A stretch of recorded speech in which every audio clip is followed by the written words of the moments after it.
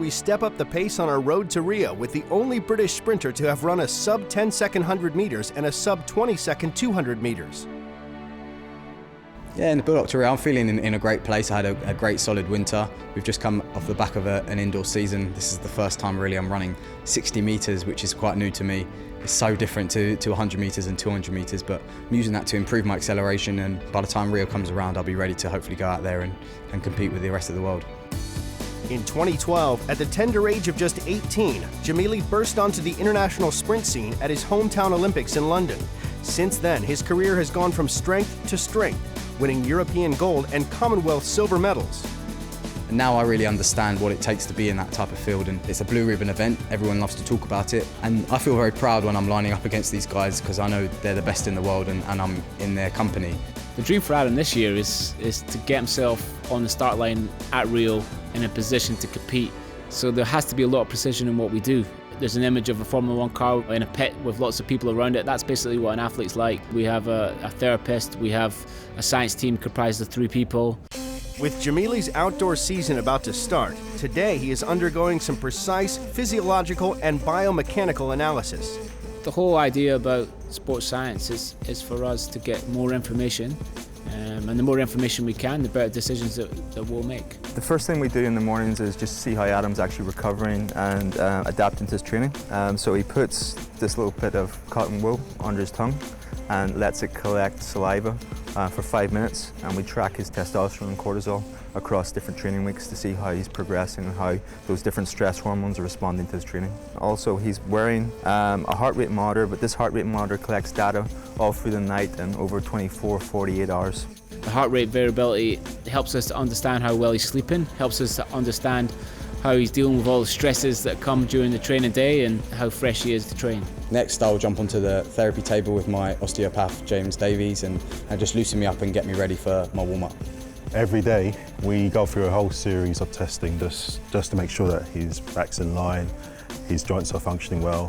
One of the main areas in sprinters is checking that the lumbar spine's moving well and the pelvis is not rotated forwards, because if that's rotated forward, it can stress other areas of the body, particularly his hamstring muscle or his quads. In sprinting, you need them to be as loose as possible to allow your stride length to be as big as possible. So we work a lot on that type of thing. Also, ankle range and mobility. In terms of a sprinter's technique, we have to be very precise. I mean, we spend 365 days a year grooving technique, so when the gun goes, the athlete produces the effort that we want them to produce. They can make one mistake with one step in the race environment and the race will be over. Key to a good sprint is a powerful thrust-generating start. For me, the most important thing in the start is to be as explosive as possible, get my feet into the floor and not spend too much time hanging in the air. To be able to come out the blocks, keep the feet low and get power into the track in the first 2 steps is an incredibly hard thing to do. To monitor the force-generating ability of Gemili's legs, Dr. Johnson uses bespoke force plate technology. So Adam will just jump as high as he can, and as he does that, he applies force into the 2 plates. What we found is a good relationship between how much power they can produce and what sort of speed they can generate by the 6th, 7th step. So the key number we look at is watts per kilo. How many watts of power can he produce relative to each kilo of his body weight? And for elite sprinters, we look around the 75 watts a kilo to 80 plus watts a kilo. So Adam today was in that range. He was around 76 watts a kilo, which is a nice place for him to be at this time of the year. So after the start, you have the acceleration phase, and this is where you're really trying to build up your speed. The whole idea of 100-meter sprinting is to be very, very patient with that acceleration, because the more time you can spend accelerating, the less time you spend in upright running. So we use a Laveg speed gun, which basically will sit behind Adam when he's running, and it'll give us an idea of the speed curve that he's producing as he's moving down the track.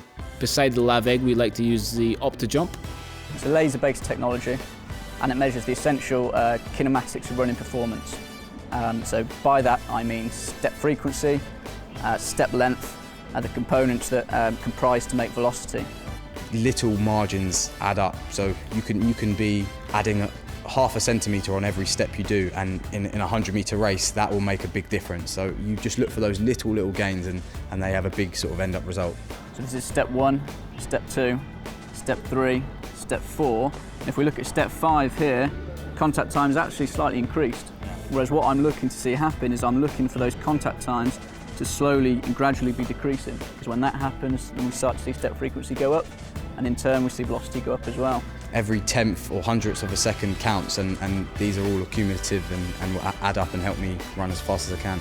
As a coach, the most rewarding thing is working tirelessly, 365 days a year to put an athlete on the start line, and when the gun goes, in that moment for them to execute. I put myself in a team where everyone's got one common goal, everyone's happy and positive and working towards the same thing. And hopefully when Rio comes around, I'll be in the best possible shape to win a medal.